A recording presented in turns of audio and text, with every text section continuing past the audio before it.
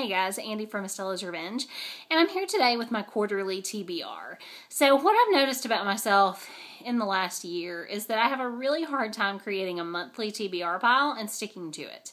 So instead, what I started doing back in the summer is creating a quarterly seasonal TBR. And this was prompted by Top 10 Tuesday over at The Broke and the Bookish.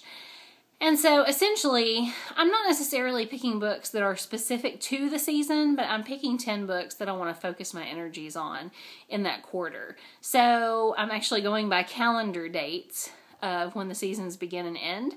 So my Winter TBR started on December 21st and will run through, I believe, March 19th, 20th, or 21st, something like that. So these are the 10 books that I have in mind to read before that time period is over.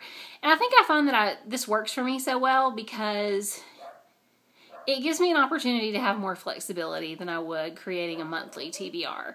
Because I can still read with my book club comfortably, I can still pick up some books on a whim, but again, I'm still working through my TBR as well. So that makes me feel pretty good about my reading.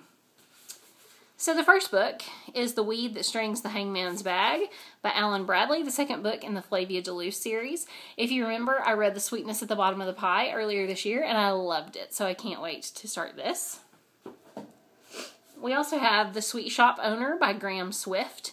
This is a book I bought for a class in college, and I ended up not taking the class, so I've had this since about 2002 or 3, so it's definitely time that I read it. This is about a sweet shop owner in the early 1900s, and it's a character study of him and the way he interacts with his neighborhood and things like that. A Mountain of Crumbs by Elena Gorkova. I wanted to read more Russian literature because I've never really done that, and so I thought a good place to start might be with a memoir. And let's see. The moving story of a Soviet girl who discovers the truths adults are hiding from her and the lies her homeland lives by. It looks like this took place during the 1960s, so that should be a really interesting read. Also picked up Cairnford by Elizabeth Gaskell. This is a beautiful Penguin English Library edition that I added to my TBR earlier in the year. So I haven't had it as long as I've had some other books, but it's one that I really want to get to, so I prioritized it. We have Oracle Night by Paul Auster, and this is a book that showed up on my video months and months ago about some of the books that have been on my TBR the longest. This was one of the first Paul Auster books that I bought and did not read. I've read several of his books since then, so I'm excited to get to this one as well. I also have the Mac Eoka Sisters by Junichiro Tanizaki, and I bought this specifically because I want to read more diversely in 2014, and this book was originally published in Japan in the 1940s and later translated and published in the US, so I like the idea that this originated in Japan and wasn't just a Japanese author published in the US.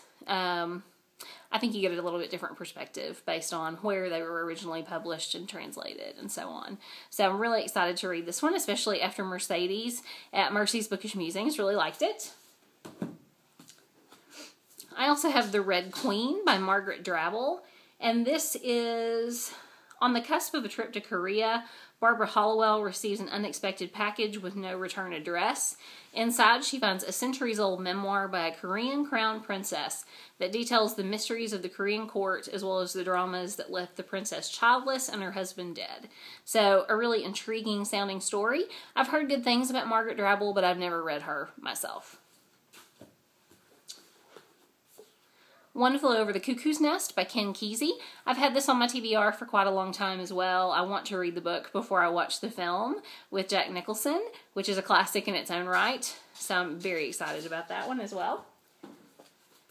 And The Dangers of Proximal Alphabets by Kathleen Alcott. This is a book that I originally put on my summer TBR, and I read about 50 pages. But what I found is that the author's sentence structure and word choice kind of forces me to pay attention. It's very descriptive and very intricate. And so at the time, I didn't have the brain power to finish it up over the summer, but I'm going to do that now. And the 10th book on my pile that I don't have to show you is on my e-reader, and that is Monsters of Men by Patrick Ness, the final book in the Chaos Walking trilogy. So I'm really super duper excited about all of these books. My fall TBR was a little bit chunkier. The books were rather large overall, so I decided to go a little bit easier on myself since I have a wedding coming up in March, and chose slightly thinner tomes, slightly thinner books. So I have a fighting chance of getting through all 10. So I hope that you all are having a great day of reading. If you've read any of these books, let me know, and I'll see you soon. Bye.